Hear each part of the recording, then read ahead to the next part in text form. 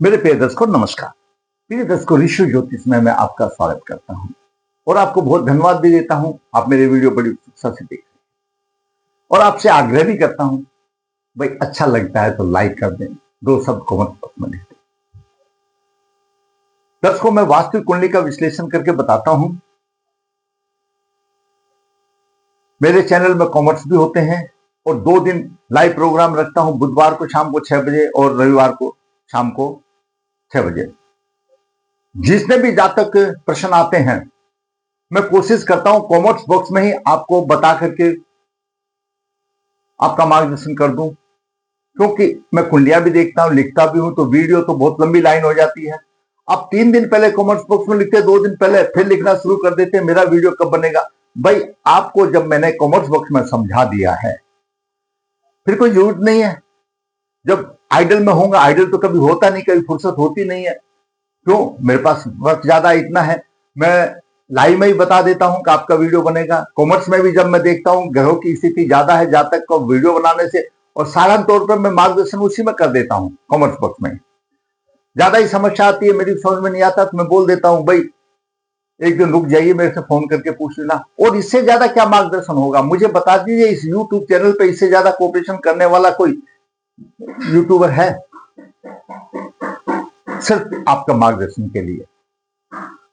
आप comment box में लिखा नहीं, 2 दिन के बाद मेरा नंबर कम से कम भी जो है, मैं ज्यादा जब इसको बोल देता हूं उसके बाद भी मेरे चैनल पर 1 महीना भी लग जाता है करना आने के लिए। 15 दिन तो कम से कम सोच लो। फिर भी उसमें भी मैं देखिए ऐसा करता हूं, जिसको बहुत ही ज्यादा अर्जेंसी है मैं देख लेता हूं कुंडली में क्या है, भाई उसका तो वीडियो में बता देता हूं। तो मेरी पत्थर की लकीर है, मैं क्या कर सकता हूं, उसका वीडियो बनाकर मार्गदर्शन तो कर सकता हूं, और क्या कर सकता हूं। अगर मेरे मार्गदर्शन से उसका कुछ भला हो जाता तो अच्छी बात है, और वही चीज मैंने कमेंट बॉक्स में लिख दी तो उसमें कोई दिक्कत नहीं है। दर्शकों, फिर एक जातक का प्रश्न है, 40 साल की आयु हो गई और ऐसा कहता है जैसे जीवन ठहर सा गया।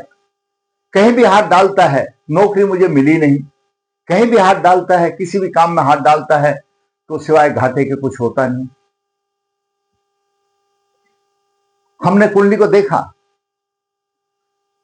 काफी दिन पहले उसका करीब 1-1.5 महीने पहले आया था, तो हमने कुंडली को देखा। जातक को तो बहुत मार्गदर्शन की जरूरत है। बाद केस का भी प्रभाव है, विनाशकारी ग्रह का भी प्रभाव है, और 10th भाव का स्वामी भी विनाशकारी बन गया तो कैसे हो। विचार करते हैं क्या है उसकी कुंडली में। दर्शकों, ये कुंडली है, ये लगन लगने स्वयं का प्रतिनिधि है। द्वितीय भाव धन का, तृतीय भाव पराक्रम का, भाई बहन का, चतुर्थ भाव माता भूमि मकान का, आदि का, पंचम भाव शिक्षा वृद्धि का, छठा भाव रोग शत्रु ऋण का और सुख का भाव भी है। सप्तम भाव जीवन साथी का, अष्टम भाव गुण ज्ञान तो है, गुण दबा हुआ खजाना भी है, और जीवन का भी भाव है, दीर्घकाल योग का भाव है। 9वां भाव भाग्य भाव है, जिसको बोलते हैं ना भाग्य ने साथ नहीं दिया। अगर आदमी काम करता है, काम के साथ में भाग उसको साथ दे देता है तो सोने पर सुहागा हो जाता है। यह है वो 10th भाव जिसके पीछे हम और आप सब भागते हैं अर्निंग के लिए, काम करने के लिए। ये कर्म का भाव है। इस कर्म के बाद हमको यहां से कुछ प्रतिशोध मिलेगा, कुछ आमदनी मिलेगी, आमदनी का भाव है। तीसरा पद है काम करता है, जोड़ता है समाज से। जोड़ेगा तभी जब अच्छी आमदनी होगी, नहीं तो भाई इस आर्थिक रूप में कोई नहीं पूछता। दर्शकों, 12th भाव खर्च का भाव है, सेवा सुख का भी भाव है, दंड का भी भाव है, विदेश का भी भाव है। ये स्थितियां रही।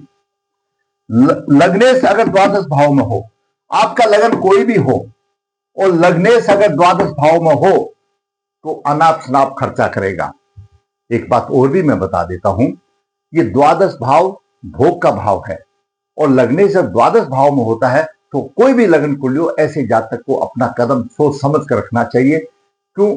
लगने स्वयं है और भोग का भाव है, कहीं किसी किस्म की बदनामी सिर पर ना आ जाए, वो भी ध्यान देना चाहिए 12th भाव में। और पंचम भाव का स्वामी नीच राशि में है,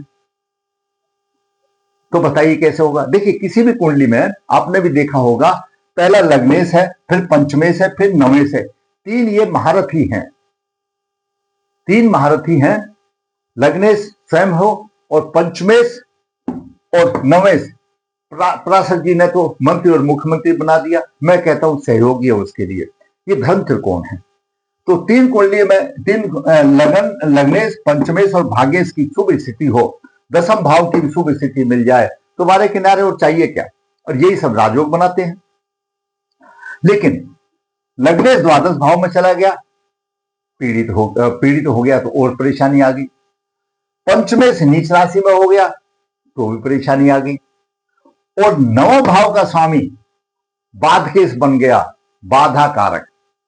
बाधकेश क्या होता है मैं आपको फिर बता देता हूं, बीच बीच में बताता हूं, कोई नहीं जुड़ेंगे। हमारे पास 12 राशियां हैं। 12 राशियों में से यहां पर एक राशि हो, 4 हो, 7 हो, 10 हो, ये जो 4 जो राशियां हैं, मेष राशि, कर्क राशि, तुला राशि और मकर राशि, इनको चर राशि कहा गया है। अगर इनका लगन हो तो एकादश भाव का स्वामी बाधकेश बनता है। समझ में आ गई। इनका लगन हो, एकादश भाव का स्वामी बाधकेश बनता है। उसके बाद आती है स्थिर राशियां। स्थिर राशियां कौन सी हैं? वृषभ राशि, सिंह राशि, वृश्चिक राशि और कुंभ राशि, मतलब 2, 5, 8, 11 राशि। ये इनका लगन यहां हो तो नवम भाव का स्वामी बाधकेश बनता है।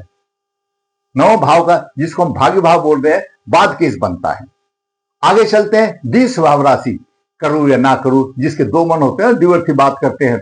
मिथुन राशि, कन्या राशि, धनु राशि, मीन राशि, इनका लगन हो तो सप्तम भाव का स्वामी बाधकेश बनता है। मैंने 3 किस्म के लगन बना दिए और इनको बाद, लेकिन वो पूर्ण रूप से बाधकेश कब बनेगा? जब आपकी कुंडली में अष्टमेश के साथ में होगा या अष्टम भाव का जो स्वामी है उसके नक्षत्र में होगा, तो पूर्ण रूप से वो बाधा कारक होगा। वो हर एक में ही कंडीशन है। जैसे मान लिया ये मेष लगन की कुंडली है और इसके लिए, मेष लगन के लिए एकादश भाव का स्वामी शनि बाधकेश होगा। लेकिन शनि कब होगा? या तो मंगल के साथ होगा, क्यों अष्टम भाव में मंगल की राशि आ रही है, या मंगल के नक्षत्र में कहीं भी होगा, या मंगल से युति बनाएगा तो बाधकेश होगा, वैसे नहीं होगा। तो तीनों कंडीशन में ऐसा ही है, तो उसका प्रभाव हो। और कोई भी आपका जन्म नक्षत्र हो, जिस चंद्रमा जिस राशि में है वो आपकी जन्म राशि है, जिस नक्षत्र में है वो आपका जन्म नक्षत्र है। उस जन्म नक्षत्र से 22वां नक्षत्र जो है विनाशकारी है, वह उस विनाशकारी नक्षत्र का स्वामी जो भी ग्रह होगा वो आपको शुभ फल नहीं देगा, विनाश करता हुआ चला जाएगा। अगर कुंडली में इनका प्रभाव हो और राहु केतु भी अशुभ तो होते ही है, तो फिर और दिक्कत आ जाती है। दशमेश ग्रह और दसम भाव का स्वामी, किसी भी की कुंडली हो, आपकी कोई भी हो, दसम भाव का स्वामी अगर विनाशकारी बन जाए तो बताइए प्रतिष्ठा कैसे मिलेगी? आप सोचिए और कमेंट बॉक्स में लिखिए। आप सिर्फ कॉमर्स में राम राम, प्रणाम गुरुजी, और या जिसको अपनी कुंडली, अपने कुछ डिटेल लिखने, वो डिटेल ही लिखता है, मेरे वीडियो को समझता नहीं है। मेरे वीडियो को समझो, एक एक वक्त को समझो, आपका मार्गदर्शन होगा। उससे आप अपनी कुंडली भी अच्छी तरह से देख सकते हो, अपने किसी दोस्त की कुंडली भी देख सकते हो। लेकिन नहीं, आप लोगों को सिर्फ टोटल का लगा हुआ है। क्या है, मेरा कब बनेगा, मेरा देखना है, बाकी देखने की जरूरत नहीं है। और फिर टक देसी जो है ना, अपना डिटेल लिख दिया और 2 दिन के बाद गुरुजी मेरा बना दो। भाई ऐसे समझो मैं क्या कर रहा हूं। मेरे को ये थोड़ा सा 2 अक्षर का ज्ञान मिला है, मैं आपको वास्तविक रूप से बांट रहा हूं, आप समझने की कोशिश करो।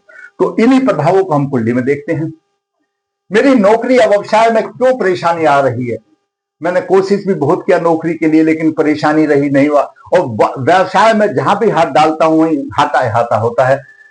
बाधकेश का प्रभाव, विनाशकारी ग्रह का प्रभाव और शनि राहु का प्रकोप हो गया। क्यों? शनि देव तो न्याय के देवता हैं और राहु कौन है? हमारे पूर्वज है। आपने पूर्वजों का सत्कार नहीं किया, आपके पूर्वज तो अतृप्त योनि में है, और फिर आप अच्छे फल की कामना करते हैं तो कभी जिंदगी में नहीं मिलेगा। मैं आपको बता देता हूं, कुल देवता पितृ देवता को जिसने नहीं पहचाना उसको जिंदगी में सुख मिलना मुश्किल की बात है। जातक का जन्म 21/12/85 शुक्ल पक्ष 10 रेवती चरण 3 शनिवार को हुआ, सुबह 5:34 पर जन्म हुआ। जन्म के समय पर वृश्चिक लगन उदय हुआ। वृश्चिक लगन के 22 डिग्री है, शनि 10 डिग्री लेकर के, बुध 14 डिग्री 26 लेकर, शुक्र 28 डिग्री 18 लेकर के, सूर्य नजदीक अस्त है। सूर्य 5:24 लेकर के है। सूर्य दसम भाव का स्वामी धन भाव में है। गुरु नीच राशि में है, 22 डिग्री लेकर के है। चंद्रमा मीन राशि में 26 डिग्री लेकर के। राहु छठे भाव में मेष राशि में 12-44 से लेकर के यह ग्रहों की स्थिति दे। कालसर्प भी अपने आप में बन ही रहा है। चलो छोड़ दीजिए कालसर्प को। अभी देखिए दोस्तों, हम जब नवास देखते हैं तो विष नवास में शुक्र आ गया। शुक्र वैसे मृत अवस्था में है और विष नवास में आ गया। शुक्र का सप्तम भाव का स्वामी भी है, द्वादश भाव का स्वामी है, तो कहीं ना कहीं अपने भाव की हानि करेगा। उसको दाम्पत्य सुख में मधुरता नहीं मिलेगी, सहवास सुख में परेशानी होगी। आ गया। और पुष्कर नवास में कोई नहीं है। ठीक है। जन्म नक्षत्र रेवती है, 22वां नक्षत्र उत्तराषाढ़ा है। 22वां नक्षत्र उत्तराषाढ़ा, उत्तराषाढ़ा के स्वामी सूर्य है। सूर्य विनाशकारी बन गए। सूर्य विनाशकारी बन गए क्योंकि उत्तराषाढ़ा नक्षत्र रेवती से आता है, विनाशकारी बन गए। और सूर्य दसम भाव का स्वामी है। जब दसम भाव का स्वामी विनाशकारी बन गया तो आप कैसे यह उम्मीद कर सकते हैं कि आपको नौकरी मिलेगी या व्यवसाय अच्छा होगा। बात यहीं पर नहीं चली, आगे चलते हैं। बाद के चंद्रमा, जैसे मैंने अभी बताया था, वृश्चिक राशि किस में आती है? स्थिर राशियों में आती है। यहां पर 2 हो, 5 हो, 8 हो, 11 राशि का लगन हो तो 9 भाव का स्वामी बादकेश बनेगा। तो यहां पर वृश्चिक राशि में 9 भाव का स्वामी बादकेश बना, चंद्रमा बादकेश बना और चंद्रमा रेवती नक्षत्र में, अष्टमेश के नक्षत्र में, बुध के नक्षत्र में पूर्ण रूप से बादकेश बन गया। पूर्ण रूप से बादकेश बन गया तो चंद्रमा बादकेश बन गया, बाधा कारक हो गया। यहां तक बात समझ में आई। अब देखिए, मंगल यहां पर द्वादश भाव में है। ऐसे जातक का मानसिक बल इतना कमजोर हो जाता है, अब वो नींद में भी बड़बड़ाएगा या नींद में भी चलने की आदत भी हो सकती है, क्यों? मानसिक तनाव भोगता है, नित्य रोगी हो सकता है, इसमें कोई बात नहीं है। और ऐसे जातक को कदम फूंक कर रखना चाहिए, क्यों? लगने द्वादश भोग भाव में थोड़ा अच्छा नहीं लगता।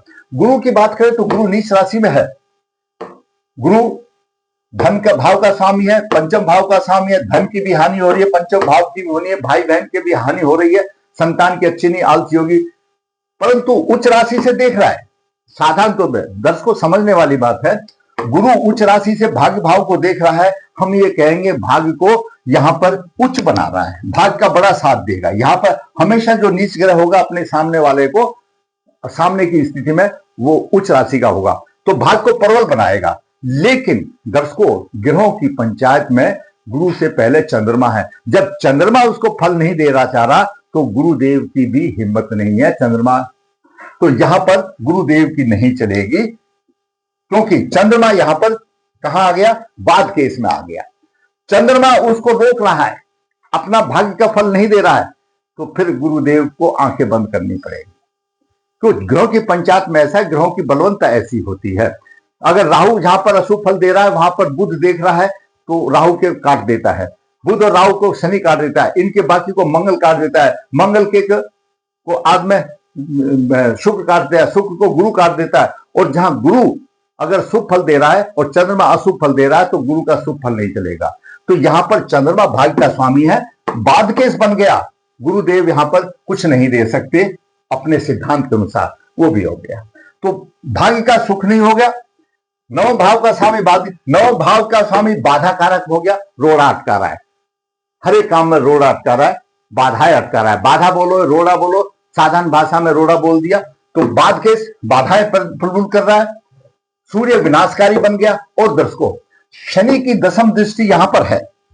शनि की दसम दृष्टि दसम भाव पर है, सिंह राशि का है, शत्रु राशि का है। और राहु की भी पंचम दृष्टि है।